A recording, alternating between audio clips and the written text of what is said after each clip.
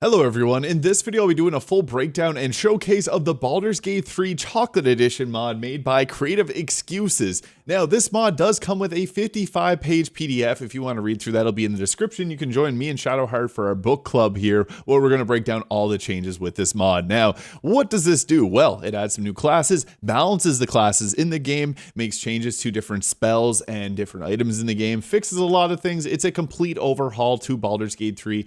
Hence the vanilla chocolate kind of edition there. Vanilla game is just doing without mods. Chocolate changes everything. Now, there are some mod conflictions that I'll want to mention, but good mods to use alongside this would be things like Tactician Enhance or any other difficulty mods, enemy mods, randomizer mods for encounters or items, new spells or class additions. So if you want to use your favorite subclass mods, you can with this. Appearance mods, but anything that changes the origin characters are not able to be used, so that's just something to keep in mind as it causes some issues with how the new classes are added into the game. Item mods for now, because they will be making some changes, but if you want to use some different item mods, you currently can, and race mods if you're not on console. Now, one of the biggest changes here is the intelligence initiative. So intelligence is the worst stat in Baldur's Gate 3. The best stat, dexterity. This helps balance them out, and I think this is actually a genius way of doing it. So the initiative is changed. So base game Baldur's Gate 3 is a D4 initiative die, meaning if you have a 20 dexterity, you're pretty much guaranteed to pretty much always go first, throwing the alert feat, and you're going to go first every single encounter in the game. This makes some feats much more powerful than others, and obviously dexterity more powerful. This Chocolate Edition changed the to a D8 die plus your dexterity and intelligence modifier, which I think is a really smart way to make this more balanced. And for Tactician and above, there is some changes, and there's going to be some changes to alert feat as well. So all enemy combatants should receive a bonus to their initiative based on their intelligence, and also enemies will add their intelligence modifier, where previously on below Tactician they do not. So I think that's a great way to help balance out initiative and dexterity within the game. There's also new classes added for each of the origin companions. So after booting this up, you may notice 6 new classes here in your when you go to respect your character. This is actually, funny enough, a mod that I covered in the past. The origin class is complete by Creative Excuses here. So this adds a single level that you would add to each character, and it makes things a little bit more, I guess, it's not balanced, but balanced in a sense, because it just makes the characters feel more like they should. So for example, the Daughter of Darkness for Shadowheart here. So this can add Guiding Bolt and a few other spells here that you'd want to utilize. You get the choice in cantrips, and your cantrip selection is from thus here. So you can actually get things like Sunfletch Strike. It adds in some of the Paladin spells that are added here. But one of the big things here is that it makes it so that you can use daggers and spears and roll with your wisdom. And it also gives the weapon the returning feature, so you can do a little throwing action there with Shadowheart, which is really cool. But yeah, you're able to use daggers and spears, so she can use her actual weapons a little bit more effectively here. And also gets the Dagger Expert passive, adding dexterity bonus to dagger melee strikes. This is cool for the trickery domain, which does get some changes as well. Wisdom caster. We also got things like the Gale Orb Bearer here, which you can see he's got the ability to channel the orb, creating spell slots, and you can use these or you can hold them, because if you have 3 of these charges, you'll increase your armor class by 3. And the power of the orb when casting a damaging cantrip, Gale deals additional damage equal to his intelligence modifier. He has at least 1 of these charges available. He's got the Cursate Magic. Gain up to 2 additional spell slots that increase in power as Gale levels up, and to a maximum of 4 and 5th level slots. These are guaranteed regardless of caster level. Obviously, these are pretty strong abilities, but again, with all the changes, this still ends up being pretty balanced. Level 1 caster, the wizard spell and cantrip list. Intelligence caster can learn spells like a wizard. So there's the dev comment here. You can get around this limitation by respecking and taking wizard first, and you also get the wizard class tags there. So Karlach, the Heart of Fire. So this is another class that is added in here, coming with some cool abilities. So you got like the 10 years of fury, so 10 years in the hells, 10 years pent up of pain, and melee weapon attacks, explode in hellfire.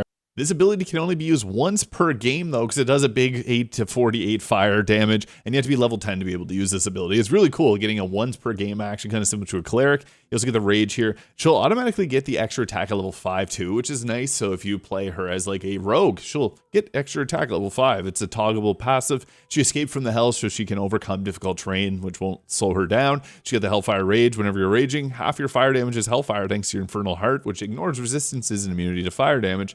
Pretty cool little change to overall Barbarian experience here, and you can play this the way that you want. So yeah, you're guaranteed to get that extra attack. You get a +2 to initiative. The difficult terrain ignoring is really nice too.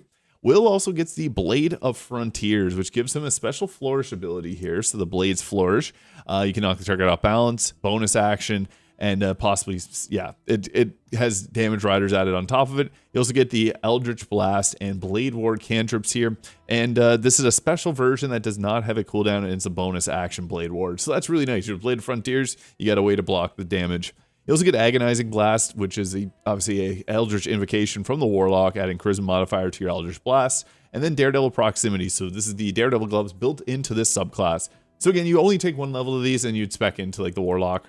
The Night Stalker class here is actually pretty interesting. I like it for Astarion here, because with this you get the bonus action hide here. So with this you get the ability to hide, obviously really strong, but you also get the Desperate Vampire, which is an interesting version of Vampiric Touch, which allows you to do sneak attacks and actually get the healing from it. So this is really cool. It scales from 1d10 up to a 3d10, and it'll also obviously heal you back, and it can use your sneak attack charges here as well. You also get, this actually makes for a great face of the party too, with the Vampiric Charm here, doubling proficiency bonus on persuasion and deception checks. So yeah, I think this one is really cool overall. Then we got the Astral Warrior here for Lae'zel. So this one will give her the extra attack similar to Karlach at level 5. She always gets that even if she's not spec'd into it. She also gets the Lesser Githyanki Parry here, which gives you the ability to reduce the damage of a physical attack taken by 1d4 as long as she has a reaction point available. Obviously, that's not too strong, but early game, it's pretty nice to have that. She also gets the Riposte, which is a very powerful ability, obviously, whenever an attacker misses you. Better to use your reaction on this. Anytime you can weaponize your reaction, it's a good idea. And also, she gets the Githyanki fighting style, which allows her to fight with a greatsword or longsword, dealing additional damage equal to her intelligence modifier, making for a great Eldritch Knight. And you also get the fighter class tags and the acrobatics. Once per battle, you can do the extra jump, great distance at the cost of 3 meters movement speed, and no other action resource. When you land, you get a free action attack when you're equipped main hand weapons. So yeah, per battle, you get this huge jump that just gives you a free attack. Pretty strong, but it's fun. And you get to choose between either that strength or the acrobatic ability there to get that huge jump. There are also minor classes, which are changes to some of the different characters in the game, adding different abilities. So like the Dark Urge gets the Storm Curse Memories. The new passive unlocks Booming Blade and a Shocking Grasp by default. Once per turn, when damaging any with either of these cantrips, you can do a DC 19 history check to check your memory. If you pass the check, you can use these cantrips a second time as a free action on the same turn. Your casting modifier for Shocking Grasp, whatever your spellcasting modifier it is, but it may follow the Illithid Power rules. So if you Illithid Power rules, or if you change from, let's say, Wizard into Sorcerer, and then back to a Wizard, it keeps your Charisma modifier as a spellcasting modifier, because the last one you added level 1 in. Halsin is a natural healer, so this passive unlocks a unique version of the Preserve Life Channel Divinity called Preserve Nature, which heals all non-undead or construct allies in an area around him using a natural recovery charge. This grants 2 natural recovery charges as well, because that's the what the land druid gets there. In addition to this, we also got Minthara's Drow Commander. Once per turn, Minthara can use her own version of Command Approach as an action. When she does this, she can follow it up with a variant of Commander Strike as a free action, and commanding an ally to make an attack as a reaction point, kind of similar to the Battlemaster. Jahara gets 2 weapon fighting style, which I think is a great addition, and Practice Strike. She can attack with both her main and offhand for just the cast of a bonus action once per turn. Practice Strike benefits from extra damage from the 2 weapon fighting style, will not benefit from the extra offhand attack, and after level 5, that fighting style offers. See miscellaneous changes down below. Now, MISC gets some. So MISC is a berserker. It makes sense that he has reckless attack, so this adds the vanilla reckless attack ability from the Barbarian. He also gets MISC is tough, a new passive that reduces all damage taken by the duration of the MISC is tough status. Stacks up to a maximum of 5 against, gains 2 stacks every time he takes damage. So gets tougher the more he absorbs attacks. I think that's really cool. Personally, my favorite way to play MISC is actually to not just play the Ranger, add in like the Gloomstalker, but to add in the Barbarian. It just feels right for MISC. General change, all vanilla classes now get an additional feat at level 2. So this is actually a pretty big change to the game. So as you're leveling through, at level 2, you get a feat. And this can actually be pretty crazy when you consider that if you're to take a 4-8 split with the fighter, so fighter 8 gets a feat at level 2, level 4, level 6, and level 8, so that's 4 feats. And then you take level 4 of another class, that's level 2 feat, and level 4 feat, that's 6 feats. That's a lot of feet. Yeah, that can get pretty crazy really quickly. So pick some flavor. Don't go for the overpowerful ones. That's just a dev comment on there. So the Paladin gets some pretty big changes. Your Channel Oath now has 2 charges that replenish per long rest, and this allows you to be a little bit more strategic in how you play with your charges, and you'll get 1 additional charge every even Paladin level up to level 12, maximum of 8 charges, so that can obviously be pretty strong and changes how you play and utilize these, but there's changes to one of the most powerful abilities with Smite. So reworked into a toggle passive called Channel Oath Smite. When toggled on, this passive will cause your next attack to do additional melee damage to smite your foes. This does it in a cleaving attack and scales up only if you take Paladin levels. Spell smites have been changed as well, but there's also some changes to the subclasses, and one of my favorite changes is the Inquisitor's Might is now 5 turns instead of 2 turns, and bonus action channel charged. Dazing a target means you can land hold person command much easier, which is great. The Oath of the Ancients gets a change to their healing there, so just a change to the turn to Faithless, which is a +2 bonus to the DC. The Oath of Devotion gets the Holy Rebuke change here, which makes it a bonus action instead of an action. No one ever wanted to use it before because an action for that ability sucks, just straight up. So this lasts 10 turns, damage scales from 1d4 to 1d6 to 1d10 at Cantrip level, so up to level 10. A Sacred Weapon lasts until Long Rest now, which is huge. So this is their level 2 ability, lasts until Long Rest, which costs 2 Channel Oath charges. Sacred Weapon adds your Charisma modifier to your weapon attack, and it's never really something you'd use because it takes like 10 turns. The Oath of the Crown gets a much better version of adding proficiency bonus, but Turn the Unholy +2 bonus to DC. Inquisitor's Might, again, lasting for 5 turns, a very nice change. Abjure enemies cost a bonus action down from an action, and Vow of Enmity is now a free action and cannot be used on yourself. That was one of the most overpowered ways to use it because you could apply it to yourself. The Vow of Enmity would give you advantage on all attack rolls against enemies, which is just crazy. So yeah, that is now very tame in comparison. The Oath of the Crown, no chance of Righteous Clarity. Champion's Challenge +2 bonus to DC, which I think is nice because the Champion's Challenge draws aggro towards you. And Turn the Tide, grant +1 armor class to the healed. Pretty cool change because that heal is nice. And it makes you want to use it more due to having more of the charges. Oathbreaker gets Spiteful Suffering 2 bonus to the DC, and it's a bonus action now instead of an action. This boosts the Oathbreaker up quite a bit in terms of reusability. Control Undead +2 to DC. Control Undead is one of the coolest abilities in Baldur's Gate 3, might I add. And the Dreadful Aspect +2 bonus to DC. Last 3 turns instead of 2.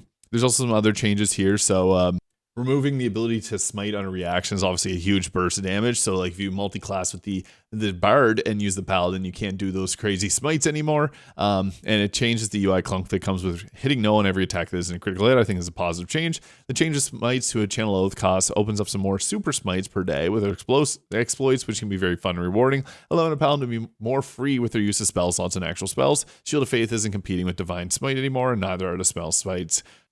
And a big change is, I've always talked about this, anytime that you take a Paladin, you're probably best taking just 2 levels of the Paladin and then adding in 10 levels of the Bard to get magical secrets and level 6 spell slots. Same with the Blade Seeing Wizard. Same with the Sorcerer. 6/6 split's great there. Now the Paladin is better to take it all the way to level 12. So yeah, you can see there you now have the reaction for your smites. You just enable that when you go into an attack someone, and it adds that 2d8 bonus radiant damage to your main hand attack. So it's interesting, a cool way to be able to change and play the Paladin. I don't want this video to be too long, so I'm going to try and go through the changes to the classes pretty quickly here before the sun goes down. So the bonus action from the Rogue Thief is now at level 6 instead of level 3. Practice mate's good. When you make a sleight of hand check, you roll it with advantage. You also get the Trick Knife, ability to throw up to 4 knives as a bonus action. Doesn't require ammunition or daggers. Like bows don't require arrows. This deals half your sneak attack damage plus divided by 2, plus 2 times your dexterity modifier. This throw is affected by Tavern Brawler, but uses its own ability icon to separate from the normal throw. This throw inherits the melee damage enhancement bonuses and counts as a melee attack, but does not inherit damage riders. Does not require advantage to target enemies. You cannot use this in sneak attack on the same turn, so it's one or the other. Number of targets scales with your rogue level at Cantrip leveling scales. So yeah, it's going to level up at level 5 and 10 to increase the amount of targets that you can go with. It's pretty cool. Level 6 fast hands, the same old pass we love, but beefed up by feet. Now thieves have 2 bonus actions and a free sneak. Really good. Level 9 cutting action leave. New pass allows the rogue thief to jump once per turn as a free action. Pretty good. And rogue subclasses all receive changes, but thief got the most. Thieves are the expert multi-classers more than they've been thieves. Very true. You typically would go with like 9 levels of the monk or 6 levels of like the barbarian. Now it's better for them to go higher in levels. So yeah, this is making it more roguish. The assassin extra attack, love this change. Love it, love it, love it. The rogue is less powerful due to the mixing, not having an extra attack. So they can now fully take advantage of critical hits to hit surprise enemies because they get their action back. So an attack, another attack, and then bonus action attack. Boom, cool. Great change. Arcane Trickster. Trickster's Flick, a new pass. So when casting a cantrip, the Arcane Tricksters roll a DC 18 Arcana check. If they pass the check, they get a sneak attack charge available. They can quickly cast a second cantrip as a free action, like extra attack, at the cost of their sneak attack charge. This feature has a quirk and then it comes with a toggleable pass to make it function correctly with haste. Pretty cool. The Arcane Trickster works class in Baldur's Gate 3 Vanilla. Chocolate, a little bit better here. If you take Arcane Trickster all the way, this eventually become guaranteed if you get a source of proficiency and expertise by the time you get the reliable talent. I designed this to be a fun alternative to the arcane sneak attack. This makes it more fun, honestly. The arcane trickster is good from stealth because they get bonuses to their spellcasting. Using scrolls and things are great. Really nice change. Swashbuckling, new passive for the swashbuckler. So whenever attacking with a melee weapon, the swashbuckler rolls a 24 DC acrobatics check. They can make a free attack as a free action. That's cool. Hard DC check to get. Isn't just a free attack like an action, because the swashbucklers always get very good bonus actions. And mind you, the flick of the wrist is a free attack as a bonus action, and also can disarm. Instead, this is just a bit of thematic fun. At level 6, when you get this, you need to roll 14 in order to pass the check, which isn't too bad at all. By the end of the game, it'll be easily guaranteed if you build for a plus 14 acrobatics, which is possible. So yeah, kind of what I'm mentioning. It's not the easiest thing to get, but later on in the game, you can do it. Monk subclass changes. So the monk actually received a few different changes here. So you can see all of that if you're to download this and try this out. But they get the unique key weapon feature, reflavored pack weapon. Replace for the harmony of water and fire for the 4 elements monk. This obviously had the most changes. There's a lot of mods that change the 4 elements monk just because it's not that good. There's no reason to take it. Now there is with the chocolate. So this causes your melee weapon attacks not unarmed to skill off your wisdom instead of strength or dexterity. So you want to spec around your wisdom here. And with that extra feat, you get a level 2 much easier. Nature's Plenty. 4 elements monk can now regenerate key points as a melee weapon attacks. This new class of feature. Huge, obviously, because the key points get burned up really quickly on this class. All you need is pass a DC 17 nature skill check. Nature proficiency is unlocked for free at level 5 and expertise at level 7. Bonus action cantrip-like spells, Chill the Mountain, Fangs of the Fire Snake, and Touch the Storm cost 1 key point and a bonus action to use. And significantly more varied spell casting. So it adds in some new different spells whenever we get higher in levels. Fangs of the Fire Snake gets some pretty big changes. This is now a wisdom attack roll, which is different, so you want to spec around your wisdom a little bit more. Fangs of the Fire Snake also has some cool interactions. Chill the Mountain is considered a melee attack roll, so it has the same range. Ride the Wind no longer requires concentration. Nice job taking the 4 elements monk all the way to level 11 and sacrificing a known spell for all-day flight. So that is great. No longer requiring concentration is huge. And Flames of the Phoenix now costs an action bonus action 6 key points, but deals a 12d6 damage. So this is basically an attack you get at higher levels that just completely nukes the battlefield, and 12d6 of fire damage. Pretty crazy. Harmony of Water Fire no longer restores key points once per day. Spell entirely reworked into a weapon buff that causes your buff weapon to use wisdom for attack. So that's kind of a cool change from the way of the Harmony of the Water and Fire here. So while not in combat, you attune your weapon with the nature forces of ki, causing them to become magical. Make attack rolls with your spellcast. It's basically Shillelagh for any type of weapon. So that's really cool. And there's also some more changes here to the 4 elements monk. So no more martial arts side dexterous attacks. No more flurry of blows, sling spells instead. Dramatically reduces roundhouse kick power due to unarmed attacks, only scaling off of strength unless you take Tavern Brawler.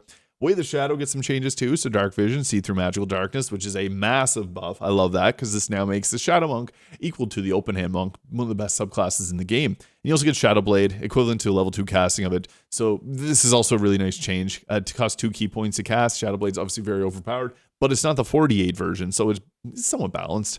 Base class, Stunning Strike cost up to 2 from 1. Makes sense. Stunning Strike super powerful. And 1 point if you hit. Normally only 1 point for your attack lands and force a saving throw. I really thought about removing this from all subclass except Shadow, but I left it in. It's overpowered, agreed. And ability to overwhelm the strong bosses in the game, one single-handedly. Haha. Way of the Drunken Master also gets a lot of changes here. So Cheeky Tipple now does 16 DC performance check, and if you pass the check, you regenerate 1 key point. Intoxicating Strike now adds damage equal to your Wisdom modifier and has a +2 bonus to spell save DC to inflict drunk on the target. A leaf of the party, damaging a drunk target grants you temporary health points equal to your, for 2 turns equal to your character level +5. Obviously, these are some massive buffs to the overall Drunken Master, which kind of sucks. Increased key point cost to 2 points, 1 point to cast, 1 on hit for the Drunken Technique. So this made it necessary for the Intoxicating Strike, the Soberization realization to be more appealing. So this now forces the enemy with Sobering Realization, which normally you didn't really have any, you didn't want to do this. This does a charisma saving throw, attempting to sober them up. If they fail the saving throw, they sober up and take an additional 1d8 psychic. This brings the total damage of an unarmed strike 2d8 plus wisdom modifier plus 1d8. This no longer removes life of the party, which is a big reason why you didn't want to use this in the first place, because life of the party give you armor class bonuses, and this old pattern was self-defeating. Exactly my thoughts. Fighter gets some big changes here. So the champion actually got some major changes here. Champion's Power. When attacking with a melee weapon, increase your damage by your proficiency bonus. Also gets the champion's precision here, adding half your proficiency bonus to your attack roll. So yeah, big boost to overall damage and power. So you can activate this, granting your melee weapon attacks equal damage. And 7 becomes the improved champion's power, which reduces the number required to critically hit by 2. Great, 10% boost your critical hit rate. Champion's precision, new passive that activates, granting your melee weapon bonus to attack rolls equal to half your proficiency bonus rounded up. At level 7, this is upgraded to the improved champion's precision, which causes all melee attacks to ignore resistances. And you can have either of these active until you get a new passive Champion Surge that activates when you do Action Surge, which unlocks level 10. You apply the effects of both of these at the same time for the rest of your turn. And before you use this, make sure you use it before all your actions to get obviously most out of it. So first round turn to combat, if you want to get the boost of both of these, use Action Surge and then attack. Remove the improved critical, kind of rounding that up into some better abilities here. That's all for the fighter. The ranger gets the ranger's training here. There's actually another full mod made by Creative Excuses, the Ranger Reworked. So you can check that out if you want to see some more ranger content. So your journeys and studies taught you many things and how to survive. Magebreaker, gain proficiency in Arcana, learn Concentrated True Strike, and bonus action version Tree True Strike that requires concentration but no cooldown. Gain a proficiency in Arcane, ability to cast Protection from Evil and Good as a bonus action. Protector, you can cast Sanctuary without using a spell slot, once per short rest, and Warding Bond. Sage of the Wind, you can cast Ranger's Guidance at will, but as a cantrip that provides the benefits of guidance blessed at the same time, but should not stack with each other. The Pilgrim here, which casts Divine Favor without a spell slot. I guess I can just walk you through them here. The Protector there. So yeah, you can see all these. Protector being really strong because Sanctuary is such a powerful spell, and Warding Bond is also really nice too. The Wandering Monk there, so you fancy yourself a monk on the open road and the Wildgear Monastery. If your dexterity is higher than your strength and your weapon is neither heavy nor exclusively two-handed, you can attack with your strength, dexterity instead of strength. I love this because this allows you to use more weapons freely because you want to build around dexterity with a ranger. This is some really great changes overall, I'd say, to the ranger's training. And the Natural Explorer now adding in some more ones too, like the Wild Endurance, which increases your health point maximum by 1 per ranger level, so plus 12 or 20 to your health. Wasteland Athlete, doubling your proficiency in athletics, and you get the expertise in it. Waste Not, this gives you 4 bottles of grease and 4 bottles of water per long rest, which is actually extremely useful because water bottles double cold and lightning damage. So yeah, this is also grease is really good too because it's crowd control. Wasteland Forager, you get 8 good berries per long rest. Tavern Crawler, you're no stranger to a bar crawl or bar brawl. You get plus 2 armor class while drunk. Kind of cool ability.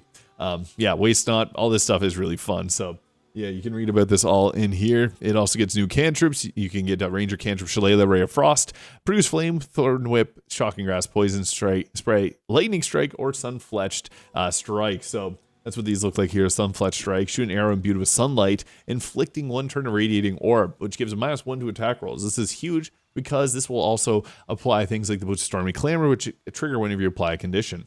You also get Poison Spray, Ray of Frost. It's kind of cool seeing some of these here in the and also the Lightning Strike ability here, which channels bolt the lightning through your melee weapon and strikes the target, dealing your weapon's damage as lightning damage. Gain 1 lightning charge, which gives you a bonus to attack rolls. So these are 2 new cantrips I think are really great that they added in here as well, on top of all of this. So they also got the Instinctual Caster, so you can cast certain spells up to once per turn. And this new spell casting allows for the following spells: Hail of Thorns, Ensnaring Strike, Ice Knife, the Ranger version, Clouded Daggers, another Ranger version, Lightning Arrow, Conjure Barrage. So these are Ranger, obviously exclusive spells here, and each of these spells unlock independently of the Ranger spell list, so you get 1 at each of these levels, which is cool. So you get your normal Ranger spells and these abilities separate.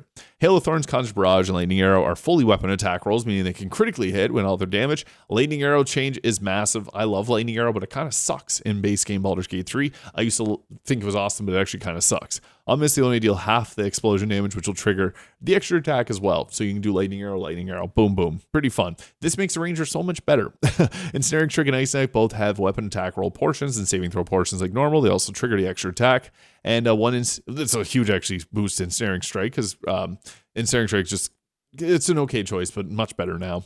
At level 2, you get 3 instincts to cast these spells at will. At levels 3 to 12, you get an additional 1 per level up to a maximum of 13 at level 12.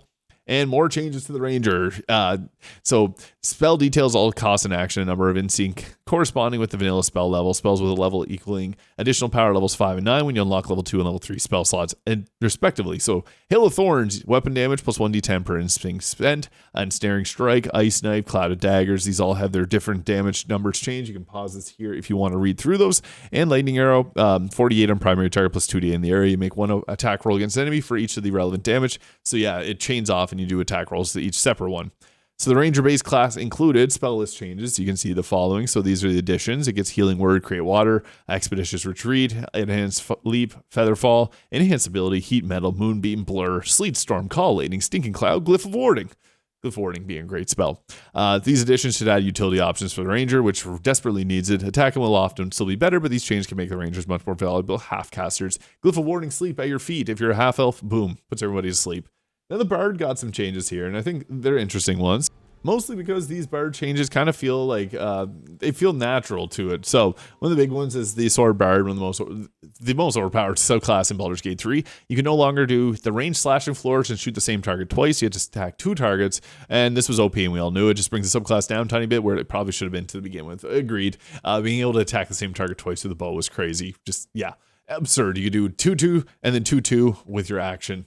Sword Bard's crazy. Valor Bard Combat Inspiration now applies to both you and your target, doubling the value of the Bardic Inspiration. This is really good because, yeah, Valor Bard was the weakest kind of, because there's no reason to pick it over to Sword Bard.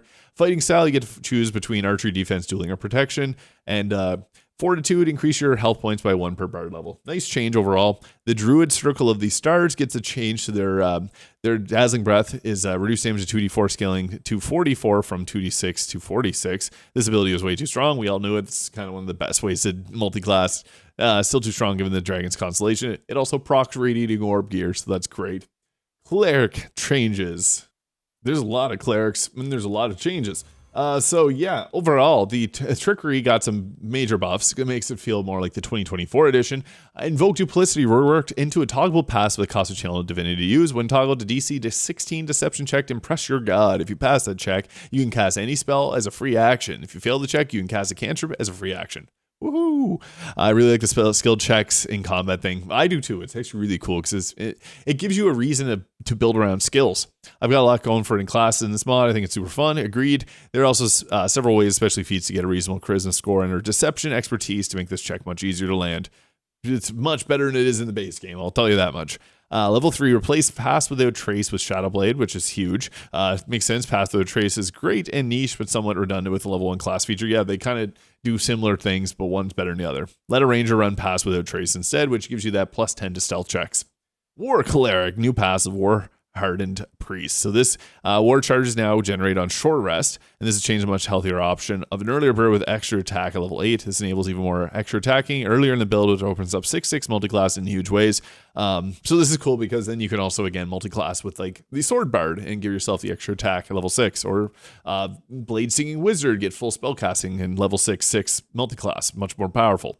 This is a good change. I personally like it. It's better than getting the extra attack, I think, in all honesty. Although a lot of people would agree an extra attack is nice in the War Cleric, this is probably a little bit better in all honesty. And it makes, again, for some interesting multiclassing. Wizard Changes. The Wizard got some changes as well, which has a lot of different subclasses and different abilities here. And also, again, the new class they added for Gale. But basically, Create Water, class version for Conjuration. This is now a bonus action. Obviously, that's a huge buff. Makes Conjuration so much better, which was previously just like a meh subclass. Doesn't sound like much. It does sound like much. Comboing lightning damage has never been easier on a single character. Kind of similar to if you wanted to do this on a sorcerer, you'd have to use you have to take Storm Sorcerer, use your Quicken spell, so eats 3 bonus actions, and then cast your Water, and now you can do this as a bonus action. So booyah, pretty great. Enchantment gets the Hypnotic Gaze 2 bonus to DC. Doesn't sound like much, but it used to make bosses unable to act for several turns. Pretty nice. This can be battle winning on its own. Illusionary Self moved from level 10 once per short rest ability to make against your wizard. Make an attack against your wizard miss. That's nice. Third Eye. So the Dark Vision and See Invisibility, and this gets this. You get this at level 6, and you can see through magical darkness, which is huge and makes sense for an illusion wizard. And Greater Illusionary Self. When Illusionary Self is used, automatically cast Mirror Image for a +9 to armor class. Woo! Transmutation, Medicine Expert. If you have the proficiency from some source, you can also do the Transmuter Stone. Throw a new cantrip with a combined animation and sound effect. Short range magical throw that does 1d12 plus intelligence modifier up to 3d12 plus int modifier. Extremely powerful cantrip, but it's pretty short range. It looks and sounds awesome. Love it. Transmutation needs some change. Barbarian, Ranger, and Warlock. Rage. All variants of Rage are now free actions, down from bonus actions. Wild Magic Barbarian gets the Gamble, a new toggleable passive that reduces cost of reaction to use. When you use, it gets a chance to trigger Wild Magic Surge from a custom list, which is pretty cool. Some of these effects are from the Wild Magic Sorcerer, so they could screw you over. Some are from the Barbarian, and some are just literally spells. Gamble a little bit. More active means of triggering Wild Magic Surge in combat is available much more earlier. I like this change. It makes the Wild Magic Barbarian feel a little bit more fun. Rangers for NPCs. Several of the Rangers' classic spells have been buffed or reworked, and these are not the same as instinctual spells and affect mostly NPCs for now, so the Warden and the Moonrise will use Lightning Arrow with extra attack. Good luck.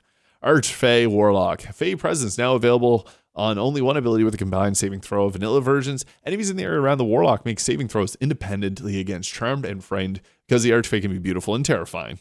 Honestly, it's a cool change. The Fey Presence never felt worth using. Agreed. And now it's actually a choice of control spell with a little risk reward going on. I like anything that's an area of effect, so that's a great change. Makes it worth using now. Cantrips got a change. So there's actually a few changes to the overall cantrips. And you can see here we got some cool ones like Zephyr Shot and the Sunfletched Strike.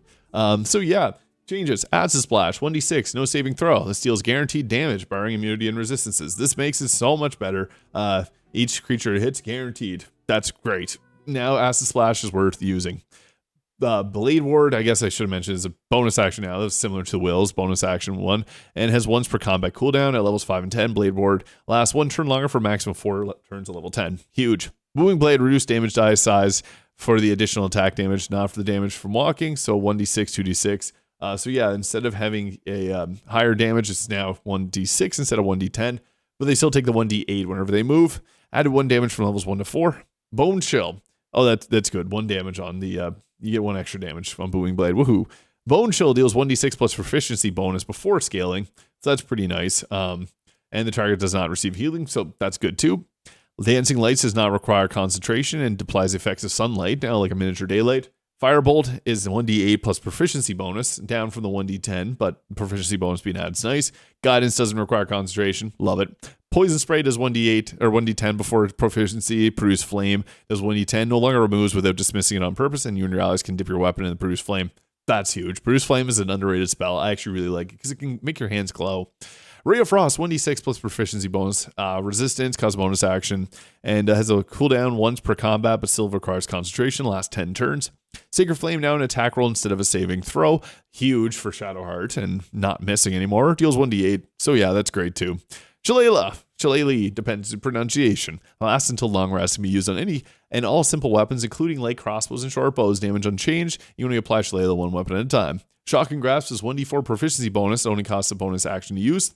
Thorn Whip costs a bonus action down from an action, deals 1d4 plus, and then eventually 3d4 plus 3, and scales with normal cantrip. Sorrowful Ash, the Thorn Whip variant attached to Sorrow. This version has no cooldown and costs a bonus action to cast, and deals 1d8 upwards of 1d12, and cantrip levels. Pretty cool. There's change to that weapon there. True Strike costs a bonus action to cast. It isn't consumed on attack against the target. At levels 5 and 10, True Strike can be cast on an additional target, and 3 at level 10. Huge boost to True Strike. Actually makes it worth actually taking now. Even just being a bonus action alone is worth it, but not being removed for 2 turns and being able to target 3 targets, that's actually a really nice change to it overall. Vicious Mockery now does 1d8 plus proficiency bonus, does not apply to Dirty Trick Vicious Mockery. New cantrips, Lightning Strike, so you've seen that there. We got this new cantrip, and the channel bolt the lightning through your melee attack and strike a target, dealing your weapons damage as lightning damage, gaining 1 lightning charge. I guess I mentioned this earlier. Same thing, we got the Sunfletched Strike, which adds additional radiating orbs onto your weapon there. And then the Zephyr Strike as well, which is available from the level 1 tabletop spell, Zephyr Strike. Bow cantrip that deals an initial 1d6 or 2d6 force damage on top. It's kind of like Booming Blade for a bow. Pretty cool. I know a lot of people enjoy this one. If you land a hit with this, Cantrip, you gain an additional 3 meters of movement speed. Available to wizards, sorcerers, and warlocks. This makes the bow singing wizard a really good choice. Any cantrip available to the wizard is available to the arcane tricksters, eldritch knight, and high half elves. This applies to the new initiative feats for bonus various classes above. That's actually a really nice change. These new cantrips expanded the idea of booming blade cantrips so that there can be a bit of variance in our builds. Also note that none of these cantrips can be combined with each other or booming blade without a second action. And some spell rebalancing. So lots of this going on here because obviously Baldur's Gate 3 comes with lots of spells and some of them just aren't worth using. So I think the Creative Excuses made a good reason to change some of these here. So we'll just go through the rapid fire ones. Level 1, Arms of Adar, add your spellcasting modifier to damage. Bane no longer requires concentration. It's nice, big boost. Burning Hands, upcasting this, increase it to 2d6 because melee distance should be rewarded over a ranged fireball. Love that. Color Spray now costs a bonus action down from an action, which is nice because Color Spray can blind creatures up to 33 health, which is actually really good early on in the game. Kind of like Sleep is an underrated spell. This now makes Color Spray actually worth taking for once. Cure Wounds can only be cast in combat, but does not consume a spell slot when used. Cannot be upcast past level 3 and can only be cast once per turn. Cool change. Divine Favor lasts until long rest, no concentration. Ensnaring Strike lasts for 3 turns down from 10, and no longer requires concentration. That's also huge. Entangle doesn't require concentration. Expeditious Retreat lasts for 5 turns down. For long rest, no longer requires a concentration. Casting the spell is initially a free action, but costs a spell slot. So this allows you to run away. One of my favorite changes, this is effectively a free action dash that costs a spell slot. It's so nice to have, and it's powerful, of course, especially if you're using it to kite enemies who might be too powerful. Yeah, that's actually a really big change because normally it's not even worth using free action that costs a spell slot. So basically using your spells, burning up spell slots for movement, really crazy because of how good movement speed is in this game. Fairy Fire, the DC of the spells receives a +2 bonus. False Slave, receive incoming flat damage reduction every second upcast at level 1 against level 1 spells. So this one just basically reduces your overall damage that you be taking. I think that's a really nice option there. So this makes False Slave worth taking. So yeah, you can see that there, level 1, gain 7 temporary health, reduce damage taken by 1 while you have that health points active. Pretty cool change. Level 1 spells continued. Good Berry. Berry spawn with the spell. Heal for 3d4 per berry. Guiding Bolt. Upcasting this increases the die up to 4d12 at level 4, and 5 and 6 increases to 6d12 at level 6. Pretty crazy. Good. Hail of Thorns. This now works with extra attack and does not have a saving throw. All damage is based on the attack roll. Heroism no longer requires a concentration. Adds the effects of Bless too. Longstrider affects all allies, but love this, love this, love this, love this. You don't have to spam it anymore. Protection from evil and good, costs a spell slot and a bonus action to cast, and you can recast for bonus action for the rest of the day. You're granted the buff for 5 turns on initial cast, and on recast, no longer requires concentration. Smearing Smite no longer requires concentration, lasts for 5 turns. That's huge. This actually makes Searing Smite worth using once again, kind of. Shield of Faith costs I guess early game. Shield of Faith costs a spell slot and a bonus action. You can recast for a bonus action for the rest of the day. You get it for 5 turns, and on recast, this no longer requires concentration. +2 to AC. Also really like this change. Shield of Faith from the Sword of Justice lasts all day and does not allow for recasting, so that's a sword you get from the Paladins at tier. Thunderous Smite now deals 2d6, scaling to 2d8 and then 2d10 at levels 5 and 10. Big pushback too. Wrathful Smite no longer requires concentration. Love it. Deals 2d6, scaling to 2d8 and 2d10 at levels 5 and 10. So I like when these spells scale up. Shadowheart's Wrathful Smite is unique and has its own scaling. Level 2 spells. Bark Skin is now AC plus 18. Armor class 14 plus Constitution modifier to long rest, no longer requires concentration. Now grants additional armor class up to 18 AC at level 6. This makes it a competitor for the armor of agility and armor persistence if you wear it. The amulet from the House of Hope. Actually, pretty good change.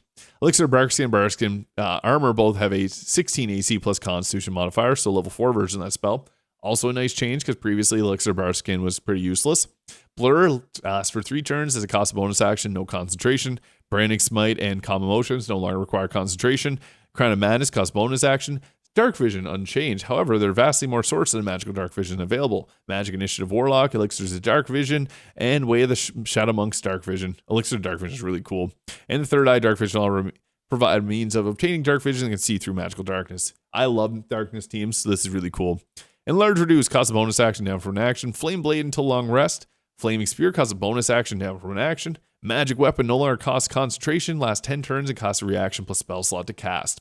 Level 2 continued. Melf's Acid Arrow no longer requires a saving throw, guaranteed damage. I love this change too, personally. I think this is great. Makes it much more powerful.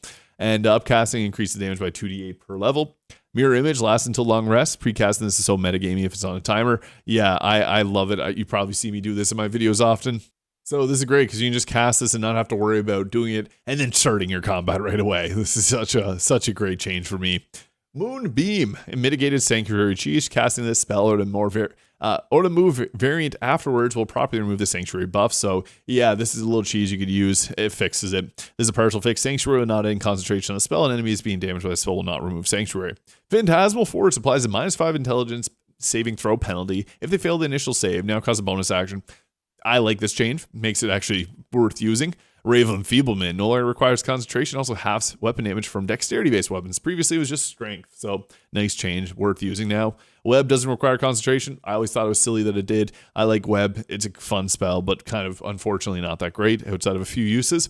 Level 3 Bestow Curse, Charisma save instead of Wisdom, no longer requires concentration. Blink, bonus action cost, last 10 turns, upcast level 5 or 6, makes bonus action, dispels the combat when ends.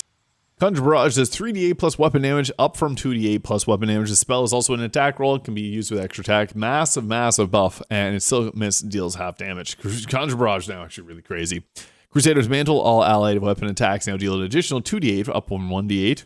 Nice change. Elemental Weapon no longer requires concentration once per long rest. That's actually huge because you can add cold damage, use a Snowburst Ring, boom, everybody's slipping. And Feign Death. This spell got Invite Death. Applies the effects of Sanctuary on all allies except the caster in a massive radius for 3 turns. Pretty cool change. No clue if any enemies have Feign Death ready to go, but if they do, the spell has been flagged to be of use to them. Could be fun. It's actually kind of cool. It makes Feign Death useful. Applies Sanctuary to enemies. Yeah. Grand Flight, there are new 2 versions. One which gives Flight for 10 turns without concentration. One that gives Flight all day but requires concentration. I think that's a nice change. Haste, no longer. Wow. Yeah. So you can see that there. Give yourself an action, become faster, and receive a -2 penalty to all saving throws. ... Yeah, that's something. So yeah, this no longer gives a +2 to AC or dexterity saves and receives a -2 penalty to all saving throws. These changes affect the actual haste status effect, and any spells or potions that cause the same effect. Celestial Haste is unaffected. So the one you get from Gauntr Mail. I'd make quite a few ways to manipulate or improve your party's action economy, and haste can take that power and crank it even higher. This should dial back some of that power, but make it a much larger risk to be hasted, and even when gaining the effects from a potion. I think that's a nice change. Haste is pretty overpowered. I always use it. Lightning Arrow is now an attack roll. This is actually a really great change to the Ranger. And the Wardens of Moonrise will wipe the floor if you're not careful. Obviously, that's a pretty tough fight as is. Double Lightning Arrows are like getting double smited, but in AoE. Yeah.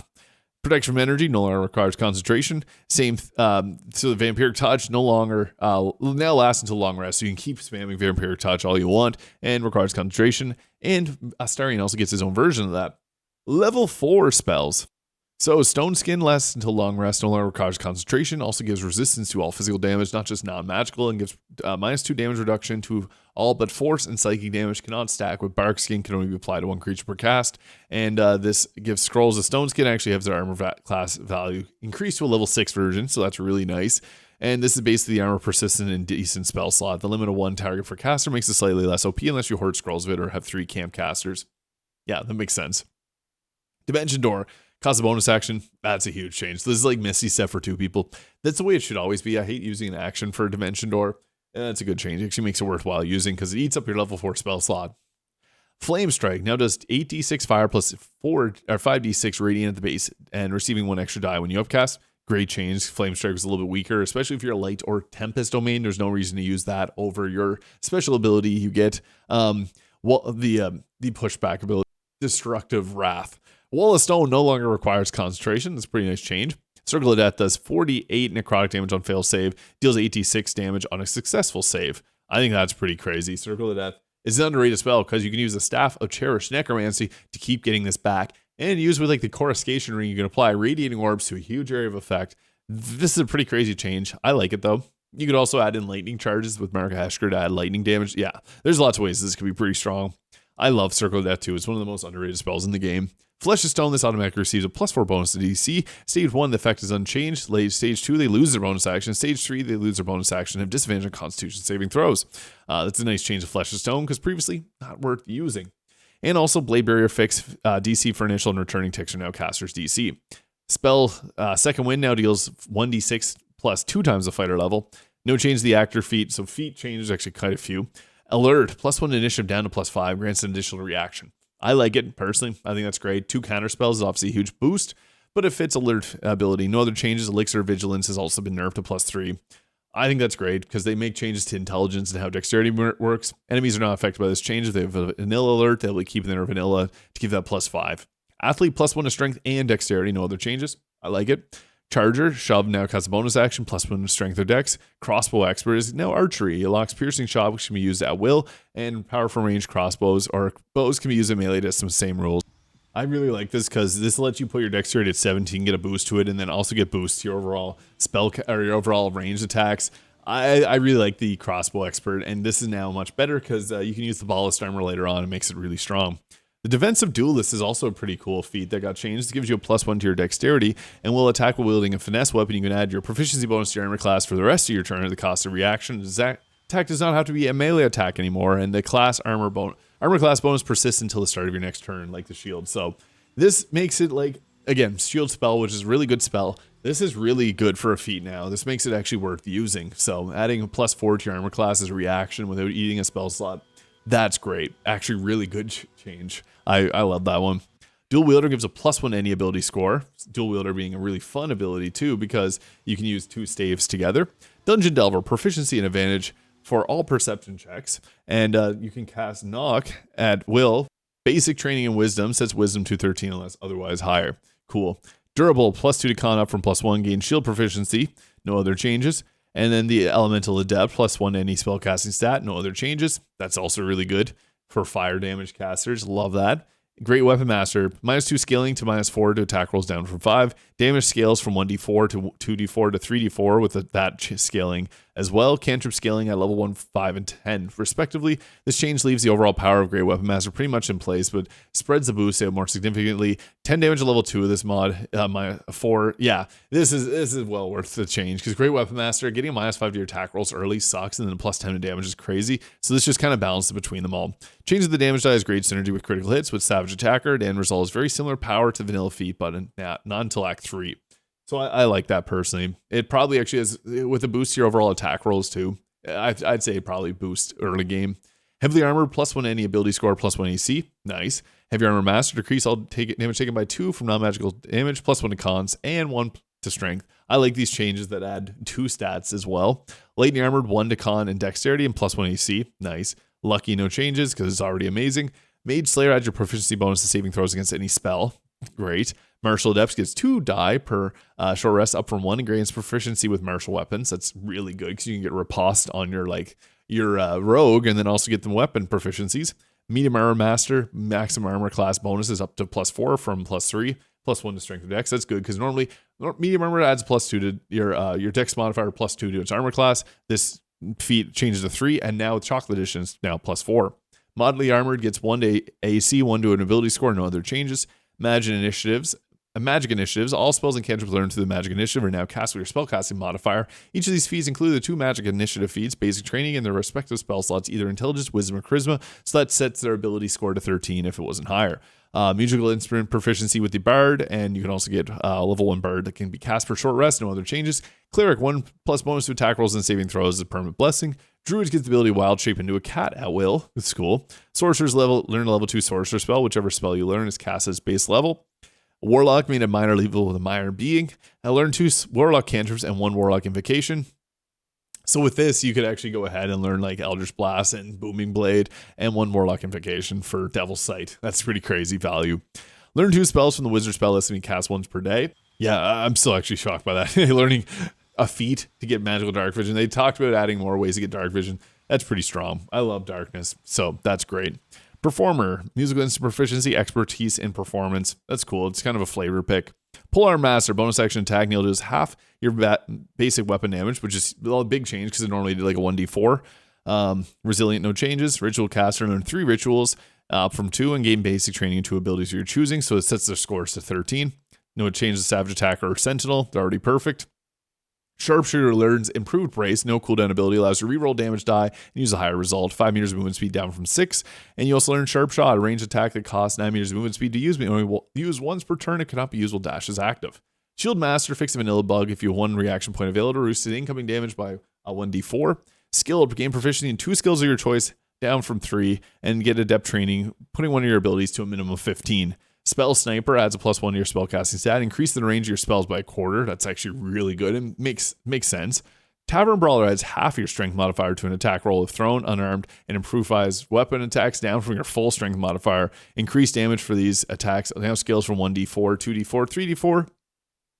I think that's a pretty big nerf, but obviously Tavern Brawler in the base game is the most powerful feat, so this was needed. Tough. Plat 1 damage reduction, no other changes. Also gives you the 2 health. Warcaster, or 2 health per level. Warcaster +1 to ability modifier. That's great too, because Warcaster is a pretty good one and makes it more balanced with the rest of them. And Weapon Master no longer grants a +1 to strength or dexterity, grants proficiency in one weapon type of your choice, and double your proficiency bonus attack rolls. Receive a -10 penalty to attack rolls with all other weapon types. That's a cool choice. And the new feats. So yeah, there's some new stuff here. You got the magic initiatives, you got the Weapon Master, you got the fighting initiative, +1 to strength or dexterity, learn a fighting style of your choice. Late Armor Master gives a +1 AC attack rolls and spell save DC. Yeah, there's some pretty cool stuff here. So you see that there. Deadly Alacrity. So the reduced number needed to roll a critical hit by 1, increase ability score of your choice by 1. Great critical hit boost. The Weapon Master there, as mentioned, you choose one of those and you get the +1. You get proficiency in your weapon attack, double proficiency bonus to attack rolls, -1 to attack rolls. Magic Initiative Ranger gives you the Magic Initiative, so you basically get 1 less damage from all sources, +1 to attack rolls with weapons, Wisdom stat to 13, and you can pick from these spells here. And the Paladin one gives you the Charisma to 13, and also allows you to select from these spells here, with again, Searing Smite being a pretty nice new change to the spell. You also get the Light Armor Master Fighting Initiative, so you give yourself one of these 2 stats here, and then you can take a fighting style for like defense. I mentioned the Deadly Alacrity. Flight, you learn to fly at will, increase the spellcasting ability modifier of your choice by a +1. Insightful, you're filled with insight, use your proficiency bonus doubled for insight and investigation checks, and a +1 to one of these stats. Zealot, pick a god, you gain a Channel Divinity charge, and learn a Channel Divinity that maximize your damage roll at the cost of a Channel Divinity. It's pretty crazy. So yeah, you got the, and you can replenish that per short or long rest. Maximizing damage rolls is nuts. Devious, use your cunning and hide as a bonus action, sneak around, pick locks, and you gain proficiency in stealth and sleight of hand, increase dexterity, intelligence, and charisma by 1. That's pretty good. Power Nap, once per day, take a power nap, regenerate your level 1 and level 2 spell slots, and any Warlock spell slots you may have. It's a cool choice. And Reckless, you're faster in nature. Gain aggressive, more eager to act. That comes at a cost. Gain an additional bonus action that costs a -3 penalty to all saving throws. That's Reckless. That's cool. So yeah, new feats I think are pretty fun overall. Now, some miscellaneous changes. Increase enemy health. On Tactician Honor mode, they'll now have 45% up instead of the 30% increased health. Generally speaking, damage and action economy manipulation opportunities have gone up, so enemies need a little more beef. Makes sense, I agree, because this does boost a lot of things. 2-weapon fighting style. This fighting style now grants an offhand version of extra attack at level 5 and beyond. I think that's a really cool ability too. Radiant Orb can no longer be 10 stacks. It's down to 5. -5 to hits is already really good. -10 to hit was already impressively strong. A reminder, this is basically giving your team a +10 to the armor class against an enemy, so that's really good. Arcane Acuity also got nerfed. Makes sense, because it's, yeah. +5 to spell CC is also assertively good. Yeah. Tenacity, weapon passive now applies weapon functions like smite and damage riders, and it no longer has a flat value. This damage formula is your main hand melee attack dice divided by 3. This is an insane buff to one of the lesser used weapon types. I agree. Yeah. Tenacity is used on like hammers and stuff, making these weapon types effectively unable to miss at the cost of reaction. If I'm honest though, this is to keep the smite pass working correctly, as Tenacity wouldn't otherwise consume and channel oath charge. Did not deal damage, so yeah, they had to do it this way. Now there's some item changes, and I actually really like some of these item changes to the game. Blood Guzzler Garb, so it fixed the tooltip, set for 1 turn. So that obviously makes some changes. The next line has 2, which is the correct tooltip. It's for 2 turns. Linebreaker Boots, fixed tooltip. Kappa Wrath, fixed the tooltip. Enraging Heart Garb actually does something now. Generates 2 turns of Wrath each turn, because Wrath decreases by 1 turn automatically. Makes sense, because yeah, it was basically useless at this point. At the first turn, you gain 1 effective sack per turn. The passive vanilla game is literally blank. It doesn't do anything at all, unless it was a placeholder for some story script. Checking that stopped working along the way somewhere. Now it works. Woo! Elven Chain. This is my favorite change to the game for gear, because this will add, so you get your base armor class, +1 for dexterity, +3 for Elven Chain, And then if you're to use like mage armor, you get the +3 from that as well. So effectively this adds +3 to armor class, +2 to initiative, and advantage on dex saves. Really great boost. Elven Chain is a really cool item too, but it works in unarmored defense and mage armor. So you can have a barbarian wear this, and it counts as clothing, and it puts your armor class up pretty high. The +3 to AC is really useful, so I really like this change overall. It's reasonable to get 23 armor class. You can actually get absurdly high armor class with a barbarian because they can use the constitution-based armor class from the Granulated Greater Health, putting their constitution. So plus, if you went with a high dexterity, they'd get 10 base armor class, +5, +6 from the Amulet Greater Health, +3 from this armor here. So yeah, you get a really high armor class really high, really quickly. I also like the Adamantine gear change. So the Adamantine Scimitar unlocks Adamantine speed. When not dual wielding, you can make an additional attack at the cost of a bonus action. Huge. So this is a rebranded version of the Druid's Prerogative from Act 3, which is the rapier that requires an empty offhand. Basically a free weapon attack. That's huge. Adamantine Longsword does 2d6 when wielding with both hands, so like a longsword, and 1d10 when wielding with one hand. Best monk weapon in the game now. Fantastic greatsword alternative, dealing same damage but ignoring resistances. Very solid weapon all around.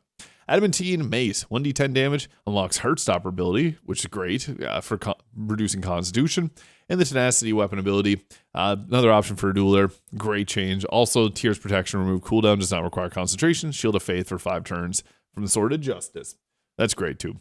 Fierce Peerless Strikes, transform to Lith ability, no longer stacks with itself. Each character can only have one instance of ability active at any given time. This is a little petty. I'm tired of seeing challenge run videos where this ends. Just to win the final fight with 7 stacks of Fierce Peerless Strikes active, and the enemy being blown up with 300 psychic damage from one magic missile, or Registry of War, Ray of Fire, Slayer Arrows, and arrow many targets. This changed the balance last fight quite a bit. Yeah, this is a good way to fix that.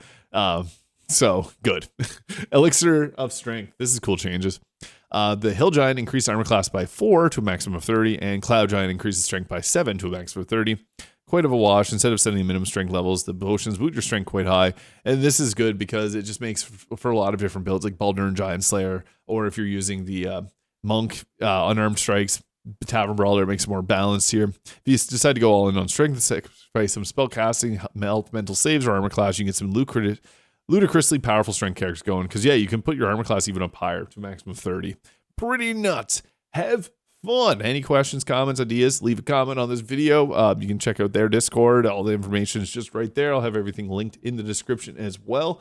So yeah, I kept this under an hour. I'm surprised. I was thinking it would go over, but that is the Chocolate Edition of Baldur's Gate 3. If you got, again, questions, leave them in the comments.